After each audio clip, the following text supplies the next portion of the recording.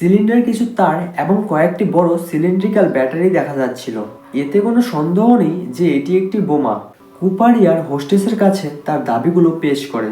আমার $2 লাখ চাই আজ সন্ধ্যা 5টার মধ্যেই, এবং এই সমস্ত টাকাগুলো একটি ব্যাগের ভিতরে ভরে দিতে হবে। আমার 2টি সামনের প্যারাশুট এবং 2টি পিছনের প্যারাশুট চাই।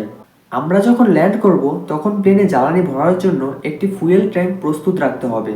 আর কোনো রকম চালাকি দেখানোর চেষ্টা করবে না, নইলে পুরো প্লেনটাকে আমি বোমা দিয়ে উড়িয়ে দিব। প্লেনের যাত্রীরা যখন এই বিষয়ে কিছু জানতেন না এবং এয়ার হোস্টেস চাননি যে যাত্রীরা এই কথা জানুক, তিনি চুপচাপ প্লেনের কক্ষপিটে যান এবং নোটটি পাইলটকে দেন। অন্য এক এয়ার হোস্টেস টিনা ম্যাকলাউকে এই বিষয়ে জানানো হয় এবং তিনি চুপচাপ কুপারের পাশে গিয়ে বসেন। পাইলটরা এই বিষয়টি এয়ার ট্রাফিক কন্ট্রোলে জানিয়ে দেন এবং এই খবরটি দ্রুত এয়ারলাইন্সের প্রেসিডেন্ট ডোনাল্ড নেরোর কাছে পৌঁছে যায়। তিনি এইখানে সিদ্ধান্ত নেওয়ার দায়িত্ব ছিলেন এবং তিনি এক বড় আকর্ষণীয় সিদ্ধান্ত নেন।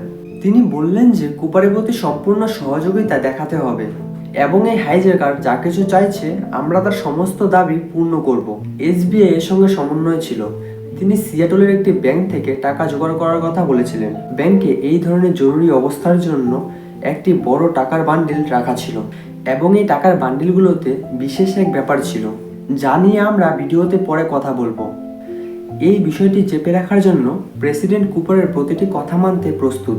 এখন টাকা জোগাড় করতে একটু সময়ের দরকার ছিল, কিন্তু ফ্লাইটটি ছিল মাত্র আধ ঘন্টার। তাই পাইলটদের বলা হয় যে প্লেনটিকে আকাশে গোল গোল ঘোরাতে থাকো। এই আধ ঘন্টার ফ্লাইট ধীরে ধীরে 3 ঘন্টার হয়ে যায়। যাত্রীরা এখনো পর্যন্ত জানতেন না যে এখানে কি ঘটেছে। অবশেষে সন্ধ্যা 5টা 46 ফ্লাইটটি সিয়াটলের একটি বিমানবন্দরে ল্যান্ড করে। এয়ারলাইন্সের মাত্র একজন প্রতিনিধি ফ্লাইটের কাছে এসেছেন টাকার বান্ডিল এবং প্যারাশুট নিয়ে। যখন 4টি প্যারাশুট এবং টাকার বান্ডিল কুপারকে দেওয়া হলো, তখন কুপার যাত্রীদের নামিয়ে দেওয়ার অনুমতি দেন। ফ্লাইট অ্যাটেন্ডেন্টরাও প্লেন ছেড়ে চলে যেতে পারে, শুধুমাত্র টিনা ম্যাকলো ছাড়া। পরিকল্পনা অনুযায়ী প্লেনটিতে আরও জ্বালানি ভরা হয় এবং এটি পুনরায় আকাশে ওড়ে। এখন প্লেনে শুধু প্লেনের পাইলটরা, টিনা ম্যাকলো এবং কুপার ছিল। কুপার আবারও নির্দেশ দিতে শুরু করে যে ফ্লাইটটিকে কোন অঞ্চলে উড়াতে হবে, কি গতিতে উড়াতে হবে। প্লেনের উচ্চতা 10,000 ফুট রাখতে হবে এবং প্লেনের গতি যতটা ধীরে সম্ভব ততটা ধীরে রাখতে হবে। এবার যা ঘটলো তা ছিল একেবারে বিস্ময়কর। কুপার টিনা ম্যাকলোকে কক্ষপিটে চলে যেতে এবং দরজা বন্ধ করতে বলে। প্লেনের পিছনের অংশে কুপার একলা ছিল। সে তার প্যারাশুট বের করে ড্রাইভ দেওয়ার জন্য প্রস্তুত হয়। কয়েক মিনিটের মধ্যেই কক্ষপিটে একটি সতর্ককরণ আলো জ্বলে ওঠে। এই আলোটি ইঙ্গিত করে যে প্লেনের পিছনের সিঁড়িগুলো খুলে দেওয়া হয়েছে। কুপার সে টাকা এবং প্যারাশুটগুলো নিয়ে সেই সিঁড়ি দিয়ে জাম্প দেয়। তবে 8টা 13 পাইলটরা অবশ্যই বুঝতে পেরেছিল যে প্লেনের পিছনের অংশ সামান্য উপরে উঠে গেছে।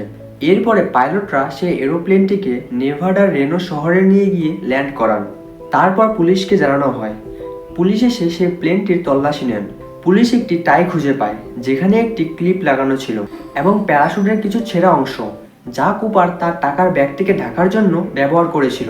সেই দিন থেকেই এফবিআই কুপারকে খুঁজে বের করার জন্য তারা তদন্ত শুরু করে, কিন্তু কুপারের কোনো চিহ্ন খুঁজে পাওয়া যায় না। এই তদন্ত 45 বছর ধরে চলে। 2016 সালে এটি আনুষ্ঠানিকভাবে শেষ করা হয়, কিন্তু এখনো অনেক প্রশ্ন অমীমাংসিত। আজকের এই ইতিহাসে এটি এমন এক হাইজ্যাক যা কেউ সমাধান করতে পারেনি।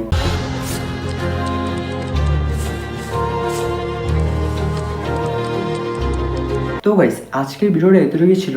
ভিডিওটা যদি তোমাদের কাছে ভালো লেগে থাকে তাহলে ভিডিওতে একটা লাইক এবং কমেন্ট করে জানাও ভিডিওটা তোমাদের কাছে কেমন লেগেছে। আর হ্যাঁ, এই চ্যানেলে যদি তোমরা নতুন হয়ে থাকো চ্যানেলটিকে সাবস্ক্রাইব করে আমাদের পাশে থাকো এমনই ইন্টারেস্টিং নতুন নতুন ভিডিও দেখার জন্য।